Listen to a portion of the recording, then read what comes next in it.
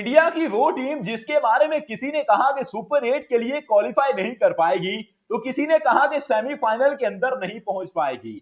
वो team final के अंदर पहुंच चुकी है और उन्होंने इंग्लैंड की टीम को ऐसी हार चखाई है कि इंग्लैंड क्रिकेट बोर्ड और इंग्लैंड की आवाम सोच रही होगी कि ऐसा भी मुकाबला हो सकता है, हमारे वहमो गुमान के अंदर नहीं था। यूं तो इंडिया की आवाम भी इंजॉय नहीं कर पा रही थी उस तरह से, ठीक से जिस तरह से वो करना चाह रहे थे, क्योंकि इंग्लैंड ने काफी टफ टाइम दिया है। लेकिन जिस तरह का मुकाबला इंडिया की टीम ने किया वो वाकयातन लाजवाब था। और ये नहीं था कि इंग्लैंड की टीम कमजोर थी या पूरे मुकाबले के अंदर किसी भी एंगल से वो कम नजर आ रहे थे। वो हर चीज के अंदर डोमिनेट करने की कोशिश कर रहे थे। लेकिन इंडिया की टीम तैयारी ऐसी करके आई थी कि किसी ने सोचा नहीं था। पहले बैटिंग की तो बैटिंग के अंदर 253 रन का हदफ दे दिया।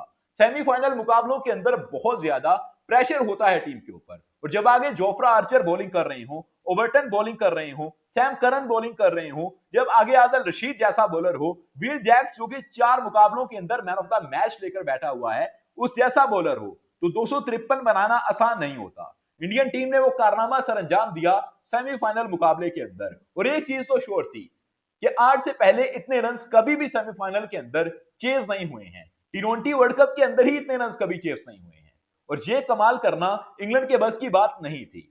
लेकिन दूसरी तरफ जब इंग्लैंड की बैटिंग स्टार्ट हुई तो उनकी बैटिंग के अंदर पावर नजर आ रहा था।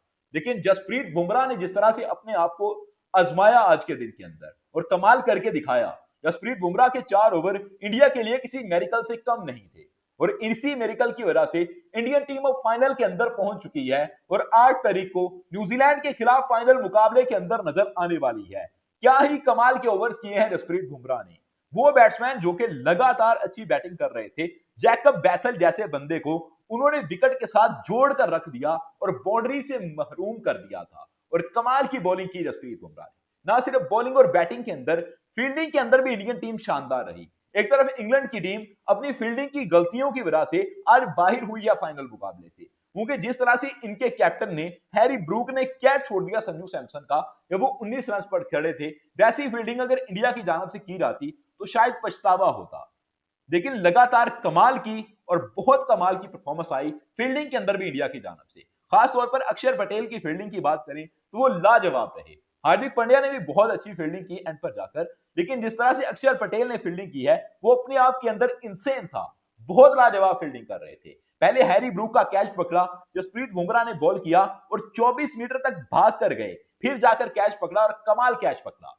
उसके बाद हमने देखा कि फिर बैट्समैन जब सेट हो चुके थे, जैकब बैथल और विल जैक्स, फिर उन्होंने एक कैच पकड़ा, वो अर्शदीप सिंह ने बॉल किया था और आगे विल जैक्स खड़े थे। उन्होंने एक तेज शॉट खेला, ऑफ साइड पर छक्का होने वाला था, लेकिन उन्होंने बॉल को पकड़ा और थ्रो कर दिया, जो कैच बाद में शिवम दुबे ने रिसीव कर लिया। उस कैच की वजह से आप कह सकते हैं कि आज का पूरा मैच बदला है।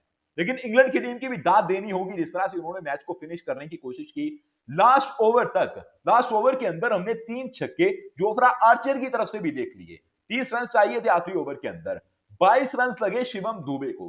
कहीं ना कहीं सवालात इंडिया की बॉलिंग के ऊपर खड़े हुए कि जिस तरह से 51 रन हो गए अर्शदीप सिंह को, वो अपने आप के अंदर काफी कंफ्यूजन बना रहे हैं कि जिस तरह शिवम दुबे को हम ओवर देना पड़ जाए तो वो तंग करेगा। अर्शदीप ने अपने ओवर के अंदर 51 रन खाए, शिवम दुबे को एक ओवर के अंदर 22 रन हो गए और 64 रन जो 4 ओवर के अंदर वरुण चक्रवर्ती ने दे दिए। वो परेशानी का सामान तो बन रहे हैं। इंग्लैंड की टीम की दाद तो देनी होगी, लेकिन इंडिया फिलहाल फाइनल के अंदर है और अब न्यूजीलैंड के लिए तैयारी करनी है कि न्यूजीलैंड की टीम के खिलाफ मुकाबला किस तरह से खेलना है। फिलहाल मुबारक हो कि इंडिया फाइनल के अंदर पहुंच चुकी है।